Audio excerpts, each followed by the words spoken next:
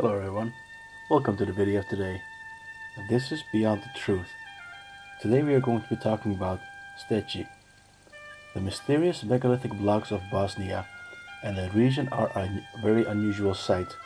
They kind of look like the Roman sarcophagi and of other megalithic structures all around Europe. What makes them distinct is the decorations on them. Most of them are decorated with various motifs, from depictions of people dancing, various swords and floral patterns, etc. And a certain number of them have funerary inscriptions written in medieval Bosnian. That is why mainstream science marks them as medieval creations. But there are others that think that they are much, much older and that have just been modified in medieval times. Almost all decorations are raised relief, meaning the decoration stands out of the surface of the rock and all inscriptions are carved in the surface. And furthermore, many of them show motifs and themes that are not medieval at all. There is a famous one that depicts a scene of taming of a horse, and the people in the scene are wearing a crescent helmet as the ones worn in ancient times. Let us do an overview of the mainstream and you can see the pics, and we invite you to make your own conclusions about these stones. The Stechci tombstone is a common name for a medieval stone tombstones in the wider area of Bosnia and Herzegovina, northwestern parts of Montenegro, western parts of Serbia, and southern parts of Croatia, mainly in Dalmatia. It characterizes the history of the medieval Bosnian state and its neighboring regions. According to the 1971 census, 59,593 Stechci tombstones have been preserved in the territory of present-day Bosnia and Herzegovina, 2,267 in Serbia, 3,407 in Montenegro, and 4,497 in Croatia. 95% of them are in catastrophic condition and need urgent protection. The earliest known records of the Stechci tombstones is found in the travelogue of Benedict Kuripecic of 1530, a Slovenian interpreter in the mission of the Austrian Emperor Ferdinand I of Habsburg, who traveled to Constantinople, passing through Bosnia. His travelogue describes the Stechci tombstones from the village of Latsavin, near Rogatica. Although the notes are a lump sum, even inaccurate in parts, but still they are the oldest records of the Stechci tombstones. The 1774 travelogue of the Italian abbot Albert Fortis is one of the most significant works through which the Western European public became acquainted with the Stechci tombstones. After Austria-Hungary annexed Bosnia and Herzegovina in 1878, Austro-Hungarian officials began a systematic survey of the Stechci tombstones. A thorough collection and processing of archaeological monuments began, and the main interest was focused on the study of inscriptions. At that time, it emerged that the Stechci tombstones are related to the medieval Church of Bosnia and to the Bosnian humans. This was the opinion of British archaeologist Arthur Evans, who found himself in Bosnia in 1875, writing about the events in Bosnia. He also touched on the Stechci that caught his attention and stated that the Stechci are an expression of Neo-Manichaean teaching. Since he was highly respected, his idea was accepted in scientific circles, which greatly contributed to rooting the thesis of tombstones as Bogomil tombstones in European and South Slavic historiography.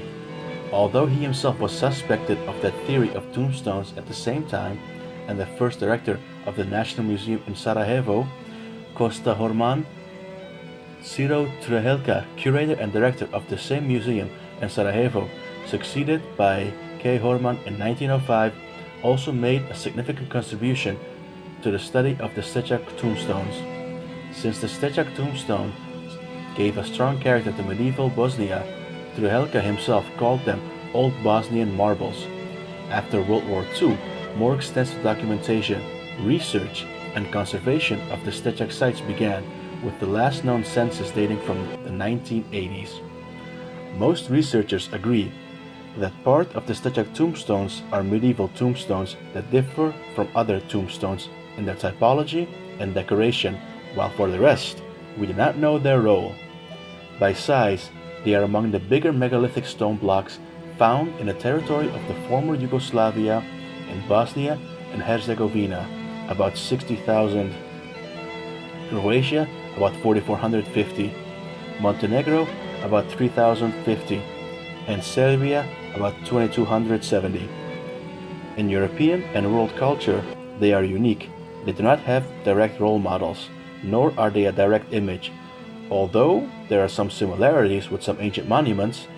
Thus, in front of the National Museum in Sarajevo, on the left are examples of Stechak tombstones, and on the right are sarcophagi and tombstones from the Roman period, suggesting their possible model in construction.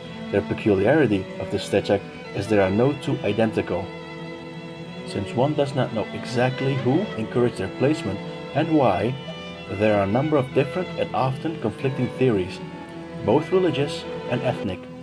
The Stechak tombstones are most commonly identified with the tombstones of Bosnian Christians, Bogomils, and the territorial extent of medieval Bosnia, although the Stechak tombstones are thought to have been erected since the end of the 13th century to the first decades of the 16th, and only the work of the Church of Bosnia dates back to the 1930s. Until the collapse of the Bosnian state in 1463, the age of the Stechak tombstones was determined by the study of relief motifs and inscriptions.